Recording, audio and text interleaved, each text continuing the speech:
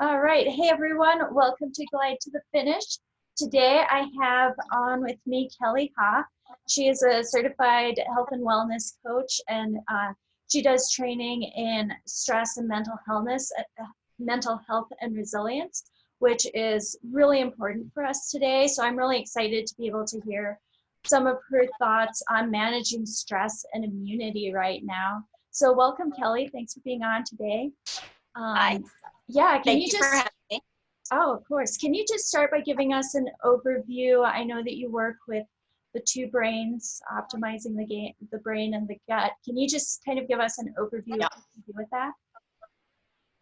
sure, absolutely. So the brain and the gut are highly tied together with the axis in between or the connection in between. And that actually highly resides in the immune system, which is, nerves, the chemical messengers, it's the spinal cord, all of those things that, connect the gut and brain together. And so when your gut is in really good condition, your brain, your mental state is much better, as well as, your brain and mental state does also send signals back down to the gut. Oh, So we okay. want to optimize the brain to help the gut, and we want to optimize the gut to help really the entire body and mind, but that gut and brain connection that go together. Oh, okay. Awesome. And so you probably then work a lot with people a lot on their nutrition.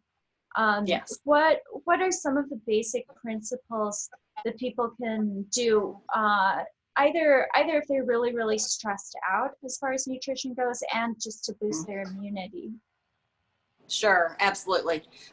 So the first thing I do, when working with clients, I like to take them baby step, adding in more good things, and then we can, as that's coming along well, we can kind of slowly let some things out that aren't so good.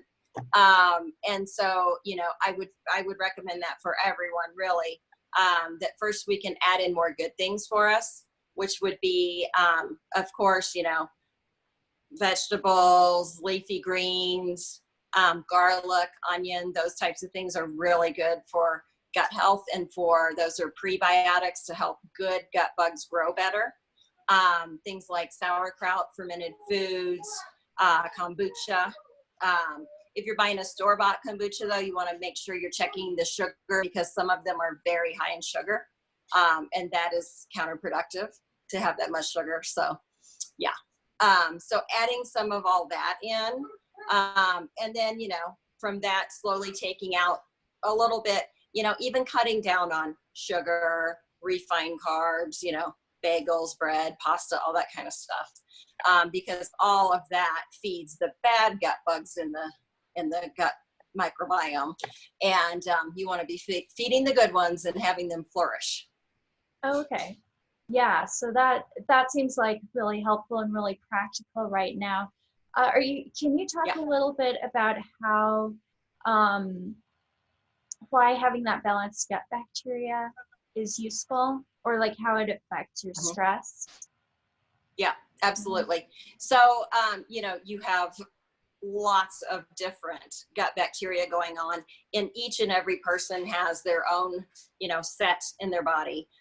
Some people, it starts at birth really and goes up, but you can highly impact that and make it better. And why you want the good bacteria in there is because the more good you have, you're squelching down the bad guys. The bad guys are the ones who are feeding that sugar craving, and they're not good for the immune system. And so you want as many of the good ones you can. And when you have too much bad, not enough good, that's called dysbiosis, being that your bad ones are taking over, and you definitely don't want that. Oh, okay. And how would you know if you had that? There's a myriad of things you can kind of look into, as far as, feeling, do you feel depressed? Do you feel anxious? Do you feel tired all the time? Do you have brain fog a lot, or you can't concentrate? Those are some really good signs and signals. Also in the gut itself, being uncomfortable, maybe painful, bloating, those types of things. Oh, okay. Yeah. Um, So as people are kind of at home and maybe not getting out as much, what are some of the ways that they can, I guess, just incorporate some lifestyle changes or some lifestyle help to keep Right. their stress levels and their anxiety down? Yeah, absolutely. So one thing I recommend is, I do a thing called the 4-4-6 breath. And that is, you're going to breathe in deeply for 4, you're going to hold it for 4, and then you're letting out for 6. And that actually kind of tricks your body into thinking it's relaxed after you do that for a minute or two, which is great. So even if you still have a bunch of chatter going on in your brain, you've now calmed the nervous system down. So that's an easy one you can do anytime, anywhere, which is really great. Another one would be to get outside and go just out in your yard, take off your shoes and socks and just ground your feet into the earth. And you can even do, your 4-4-6 breath while you're out doing that. And, a few minutes of that can make a really big difference. And that reduces inflammation in the body as well. Oh, okay. Awesome. Yeah, and Yeah. how does this tie into immunity? I'm sure that having less stress is good for immunity, but how does the diet tie into that as well? Right. So yeah, they totally go hand in hand. So the immune system is 75% resides in the gut. It's built in the gut. It resides in the gut. So you want to be good to your gut to have a great immune system going on. Stress levels will definitely impact that heavily and suppress the immune system from working properly. So that's very important, as well as, the food piece, putting in the good to actually feed and nourish the good gut bugs. So tied in hand, really.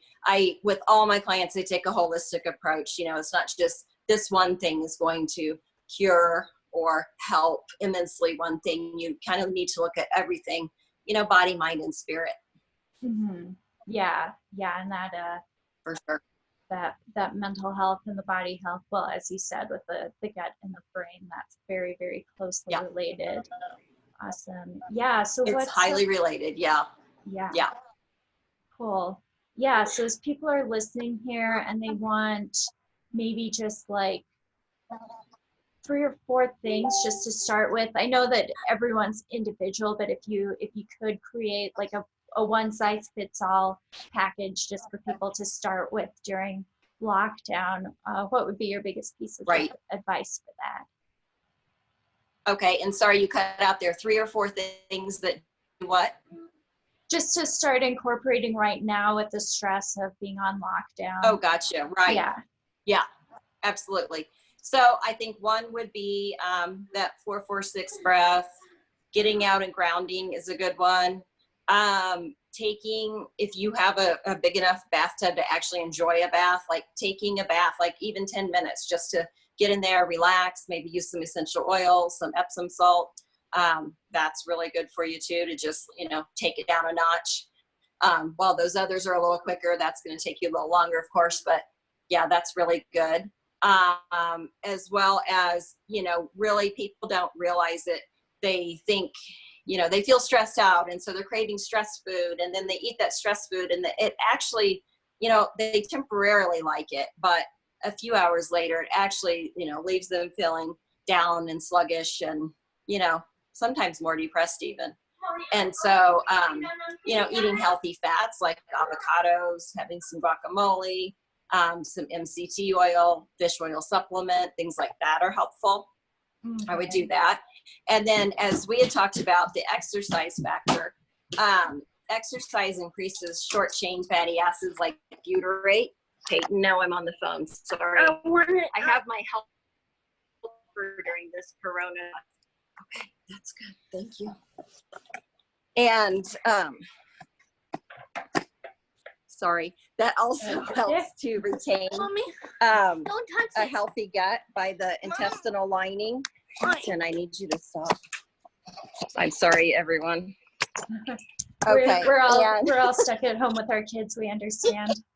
I know, everybody gets it. And it also that the exercise also raises healthy gut bacteria, which is really cool. Okay, So I not actually only didn't know does that. food help you raise the good gut bacteria. Yeah, it's really cool. So food helps, and then keeping the stress levels down helps to keep that integrity. But the exercise actually also raises the good ones. Akkermansia is one in particular. I know most people are like, whatever, but that particular one has a lot of good benefits, including, like for my daughter, it's an anti-seizure bacteria that grows in the body. And if you can ramp that up, you can lessen seizures. Oh, wow. Okay. That's how powerful your gut bacteria is. Oh, okay. That's So, really good to know. yeah, it's That's really awesome. cool.